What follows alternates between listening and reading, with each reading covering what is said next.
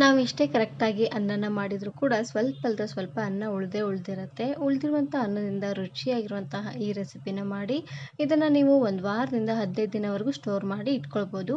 ಇದನ್ನು ಮಾಡಲಿಕ್ಕೆ ಮೊದಲು ನಾನಿಲ್ಲಿ ಉಳಿದಿರುವಂತಹ ಅನ್ನನ ತೊಗೊಂಡಿದ್ದೀನಿ 1 ಕಪ್ ಆಗುವಷ್ಟು. ಇದನ್ನು ನಾನಿವಾಗ ಸಣ್ಣ ಮಿಕ್ಸಿ ಜಾರಿಗೆ ನುಣ್ಣದಾಗಿ ಗ್ರೈಂಡ್ ಮಾಡ್ಕೊಳ್ತೀನಿ. ಇದಕ್ಕೆ ಸ್ವಲ್ಪನೇ ನೀರನ್ನು ಹಾಕ್ಕೊಂಡು ಗ್ರೈಂಡ್ ಮಾಡ್ಕೊಳ್ಬೇಕು. ಪೂರ್ತಿ ತೆಳ್ಳದಾಗೆಲ್ಲ ಮಾಡಲಿಕ್ಕೆ ಹೋಗಬೇಡಿ. ನೋಡ್ತಾ ಇದ್ದೀರಲ್ವ, ಈ ರೀತಿಯಾಗಿ ಆದರೆ ಸಾಕು. ಇದನ್ನು ನಾನಿವಾಗ ಒಂದು ಅಗಲವಾಗಿರುವಂತಹ ಪಾತ್ರೆಗೆ ಹಾಕ್ಕೊಳ್ತಾ ಇದ್ದೀನಿ. ಅನ್ನ ಪೂರ್ತಿಯಾಗಿ ಉದ್ರಾಗಿತ್ತು ಅಂದರೆ ಸ್ವಲ್ಪ ನೀರನ್ನು ಹಾಕ್ಕೊಂಡು ಗ್ರೈಂಡ್ ಮಾಡ್ಕೊಂಡು ತಗೊಳ್ಳಿ. ಸ್ವಲ್ಪ ಮೆತ್ತಗಿದ್ರೆ ನೀರೇನು ಹಾಕೋದು ಬೇಡ. ಇದಕ್ಕೆ ನಾನಿವಾಗ 1 ಕಪ್ ಆಗುವಷ್ಟು ಮೈದಾ ಹಿಟ್ಟನ್ನು ಹಾಕ್ಕೊಳ್ತಾ ಇದ್ದೀನಿ. ಚೆನ್ನಾಗಿ ಜಲ್ದಿ ಹಿಡಿದು ತಗೊಳ್ಬೇಕು. ಹಾಗೆಯೇ 1 ಕಪ್ ಆಗುವಷ್ಟು ಚಿರೋಟಿ ರವೆ, ಕೇಸರಿ ಬಾತು ಹಾಗೆ ಉಪ್ಪಿಟ್ಟೆಲ್ಲ ಮಾಡ್ತೀರ ನೋಡಿ, ಅದೇ ರವೆನ ನಾನಿಲ್ಲಿ ಹಾಕ್ಕೊಳ್ತಾ ಇದ್ದೀನಿ. ಇವಾಗ ಹುರಿದಿರುವಂಥ ಶೇಂಗಾ ಬೀಜನ ಹಾಕ್ಕೊಳ್ತಾ ಇದ್ದೀನಿ. ಒಂದು 2 ಟೇಬಲ್ ಸ್ಪೂನ್ ಆಗುವಷ್ಟು ಹಾಕ್ಕೊಂಡ್ರೆ ಸಾಕಾಗುತ್ತೆ. ಹಾಗೆಯೇ ಒಂದು 2-3 ಎಸಳು ಆಗುವಷ್ಟು ಕರಿಬೇವು ಸೊಪ್ಪು, ಮೀಡಿಯಮ್ ಸೈಜಿನ 2 ಈರುಳ್ಳಿ ಈ ರೀತಿಯಾಗಿ ಉದ್ದವಾಗಿ ಕಟ್ ಮಾಡಿ ಹಾಕ್ಕೊಳ್ತಾ ಇದ್ದೀನಿ. ನೀವು ಬೇಕಿದ್ರೆ ಸಣ್ಣದಾಗಿ ಕಟ್ ಮಾಡಿ ಕೂಡ ನೀವಿಲ್ಲೇ ಹಾಕ್ಕೊಳ್ಬೋದು. ಇದ್ರ ಜೊತೆಗೆ ಖಾರವಾಗಿರುವಂತಹ ಒಂದು 3-4 ಹಸಿರು ಮೆಣಸಿನಕಾಯಿನ ಹಾಕ್ಕೊಳ್ತಾ ಇದ್ದೀನಿ. ಹಾಗೆಯೇ 1 ಟೇಬಲ್ ಸ್ಪೂನ್ ಆಗುವಷ್ಟು ಜೀರಿಗೆ ಹಾಕೋದ್ರಿಂದ ಫ್ಲೇವರ್ ತುಂಬಾ ಚೆನ್ನಾಗಿರುತ್ತೆ. ಹಾಗೆಯೇ 1 ಟೇಬಲ್ ಸ್ಪೂನ್ ಆಗುವಷ್ಟು ಬಿಳಿ ಎಳ್ಳಾದರೂ ಹಾಕ್ಕೋಬೋದು, ಇಲ್ಲಾಂದರೆ ಕರಿ ಎಳ್ಳು ಇರುತ್ತೆ ನೋಡಿ, ಅದನ್ನಾದರೂ ನೀವಿಲ್ಲಿ ಹಾಕ್ಕೊಳ್ಬೋದು. ಇವಾಗ ಎಲ್ಲವನ್ನು ಚೆನ್ನಾಗಿ ಈ ರೀತಿಯಾಗಿ ಮಿಕ್ಸ್ ಮಾಡ್ಕೊಂಡು ತಗೊಳ್ಬೇಕು. ಇದಕ್ಕೆ ಮೊದಲು ನೀರೇನು ಹಾಕೋದು ಬೇಡ.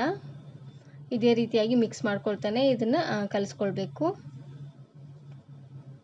ಇದಕ್ಕೆ ನಾನಿವಾಗ ರುಚಿಗೆ ತಕ್ಕಷ್ಟು ಉಪ್ಪನ್ನು ಹಾಕ್ಕೊಳ್ತಾ ಇದ್ದೀನಿ. ಮೊದಲು ನಾವು ಇದೇ ರೀತಿಯಾಗಿ ಮಿಕ್ಸ್ ಮಾಡ್ಕೊಳ್ತಾನೆ ಕಲಿಸ್ಕೊಳ್ಬೇಕು. ಈರುಳ್ಳಿಯಲ್ಲಿರುವಂಥ ನೀರೆಲ್ಲ ಚೆನ್ನಾಗಿ ಬಿಟ್ಕೊಳ್ಳುತ್ತೆ. ಮೈದಾ ಹಿಟ್ಟು, ಚಿರೋಟಿ ರವೆ ಹಾಗೆ ಅನ್ನ ಎಲ್ಲ ಚೆನ್ನಾಗಿ ಮಿಕ್ಸ್ ಆಗೋವರೆಗೂ ಇದೇ ರೀತಿಯಾಗಿ ಕಲಿಸ್ಕೊಂಡು ತಗೊಳ್ಳಿ. ನಾವು ಎಷ್ಟೋ ಸಲ ಅನ್ನನ ಮಾಡಿದಾಗ ಅನ್ನ ಹಾಗೆ ಉಳಿದ್ಬಿಡುತ್ತೆ. ಉಳಿದಿರುವಂಥ ಅನ್ನದಿಂದ ಈ ರೀತಿಯಾಗಿ ಮಾಡ್ಕೊಳ್ಳಿ, ತುಂಬಾ ರುಚಿಯಾಗಿರುತ್ತೆ, ಹಾಗೆ ಗರಿಗರಿಯಾಗೂ ಇರುತ್ತೆ. ಇದಕ್ಕೆ ನಾನಿವಾಗ ಸ್ವಲ್ಪನೇ ನೀರನ್ನು ಹಾಕ್ಕೊಂಡು ಕಲಿಸ್ಕೊಳ್ತಾ ಇದ್ದೀನಿ. ಇದು ಜಾಸ್ತಿ ನೀರೇನು ಹಿಡಿಸೋದಿಲ್ಲ. ಸಣ್ಣ ಕಪ್ಪಲ್ಲಿ 1 ಕಪ್ ಆಗುವಷ್ಟು ನೀರನ್ನು ಹಾಕಿದ್ರೆ ಸಾಕಾಗುತ್ತೆ. ನೋಡ್ತಾ ಇದ್ದೀರಲ್ವ, ಈ ರೀತಿಯಾಗಿ ಚೆನ್ನಾಗಿ ಮಿಕ್ಸ್ ಮಾಡ್ಕೊಳ್ತಾನೆ ಕಲಿಸ್ಕೊಳ್ಬೇಕು. ಚಪಾತಿ ಹಿಟ್ಟನ್ನು ಯಾವ ರೀತಿಯಾಗಿ ಕಲಿಸ್ಕೊಳ್ತೀವ ನೋಡಿ, ಅದೇ ರೀತಿಯಾಗಿ ಸ್ವಲ್ಪ ಸಾಫ್ಟ್ ಅನ್ನೋಂಗೆ ಕಲಿಸ್ಕೊಳ್ಬೇಕು. ನೋಡಿ, ಈ ರೀತಿಯಾಗಿ ಸಾಫ್ಟ್ ಇದ್ದರೆ ಸಾಕಾಗುತ್ತೆ. ಇದನ್ನು ನೆನೆಸೋದೇನು ಬೇಡ, ಹಾಗೆ ಡೈರೆಕ್ಟಾಗಿ ಮಾಡ್ಕೊಳ್ಳೋಣ. ಇವಾಗ ನಾನಿಲ್ಲಿ ಚಪಾತಿ ಮಣೆ ಮೇಲೆ ಒಂದು ಪ್ಲಾಸ್ಟಿಕ್ ಹಾಳೆನ ಹಾಕ್ಕೊಂಡಿದ್ದೀನಿ. ಇದಕ್ಕೆ ಸ್ವಲ್ಪ ಎಣ್ಣೆನ ಸವರ್ಕೊಳ್ತಾ ಇದ್ದೀನಿ. ಚೆನ್ನಾಗಿ ಎಣ್ಣೆ ಸವರ್ಕೊಳ್ಬೇಕು. ನಾವು ಆವಾಗಲೇ ಮಾಡಿಟ್ಟಿದ್ವಿ ನೋಡಿ, ಅದ್ರ ಒಂದು ಉಳ್ಳೆನ ತಗೊಳ್ತಾ ಇದ್ದೀನಿ. ಇವಾಗ ಹಾಳೆ ಮೇಲಿಟ್ಟು ನೋಡ್ತಾ ಇದ್ದೀರಲ್ವ, ಈ ರೀತಿಯಾಗಿ ನೀಟಾಗಿ ಲಟ್ಟಿಸ್ಕೊಳ್ತಾನೆ ಬನ್ನಿ. ಜಾಸ್ತಿ ಒತ್ತಿ ಎಲ್ಲ ಲಟ್ಟಿಸ್ಕೊಳ್ಬೇಡಿ, ಮೆಲ್ಲಕ್ಕೆ ನಿಧಾನವಾಗಿ ಈ ರೀತಿಯಾಗಿ ಲಟ್ಟಿಸ್ಕೊಳ್ತಾನೆ ಬರಬೇಕು. ಈರುಳ್ಳಿ, ಮೆಣಸಿನಕಾಯಿ, ಕರಿಬೇವೆಲ್ಲ ಹಾಕಿರ್ತೀವಿ ನೋಡಿ, ಹಾಗಾಗಿ ಕಿತ್ತೋಗೋ ಚಾನ್ಸಸ್ ಇರುತ್ತೆ. ಹಾಗಾಗಿ ಸ್ವಲ್ಪ ಮೆಲ್ಲಕ್ಕೆ ಈ ರೀತಿಯಾಗಿ ಲಟ್ಟಿಸ್ಕೊಳ್ತಾನೆ ಬನ್ನಿ. ನಿಮಗೆ ಎಷ್ಟು ತೆಳ್ಳ ಬೇಕೋ ಅಷ್ಟು ತೆಳ್ಳ ಸಹ ನೀವು ಇಲ್ಲಿ ಲಟ್ಟಿಸ್ಕೊಳ್ಬೋದು. ನಾನಿಲ್ಲಿ ಮೀಡಿಯಮ್ ಸೈಜಲ್ಲಿ ಮಾಡಿ ತೋರಿಸ್ತಾ ಇದ್ದೀನಿ. ನೋಡ್ತಾ ಇರ್ಬೋದು ಎಷ್ಟು ನೀಟಾಗಿ ಬರ್ತಾ ಇದೆ ಅಂತ. ಅಕ್ಕಿ ಹಪ್ಪಳನ ಯಾವ ರೀತಿಯಾಗಿ ಮಾಡ್ತೀರಾ ನೋಡಿ, ಅದೇ ರೀತಿಯಾಗಿ ಈ ರೀತಿ ಲಟ್ಟಿಸ್ಕೊಳ್ತಾ ಬಂದರೆ ಆಯಿತು. ನೋಡ್ತಾ ಇರ್ಬೋದು ಎಷ್ಟು ನೀಟಾಗಿ ಬರ್ತಾ ಇದೆ ಅಂತ. ಮೊದಲು ನಾವು ಹಾಳಿಗೆ ಸ್ವಲ್ಪ ಎಣ್ಣೆನ ಹಚ್ಕೊಳ್ಬೇಕು. ಎಣ್ಣೆ ಹಚ್ಚೋದ್ರಿಂದ ಚೆನ್ನಾಗಿ ಬರುತ್ತೆ, ಸ್ವಲ್ಪನೂ ಅಂಟ್ಕೊಳ್ಳೋದಿಲ್ಲ. ಇವಾಗ ನಾನಿಲ್ಲಿ ಡೀಪ್ ಫ್ರೈ ಮಾಡ್ಕೊಳ್ತಾ ಇದ್ದೀನಿ. ಇವಾಗ 2 ಸೈಡು ಚೆನ್ನಾಗಿ ಗೋಲ್ಡನ್ ಬ್ರೌನ್ ಬರೋವರೆಗೂ ಇದನ್ನು ಫ್ರೈ ಮಾಡಿಕೊಂಡ್ರೆ ಆಯಿತು. ತುಂಬಾ ರುಚಿಯಾಗಿರುತ್ತೆ. ನೋಡ್ತಾ ಇದ್ದೀರಲ್ವ, ಈ ರೀತಿಯಾಗಿ ಚೆನ್ನಾಗಿ ಗೋಲ್ಡನ್ ಬ್ರೌನ್ ಬರೋವರೆಗೂ ಫ್ರೈ ಮಾಡ್ಕೊಳ್ಬೇಕು.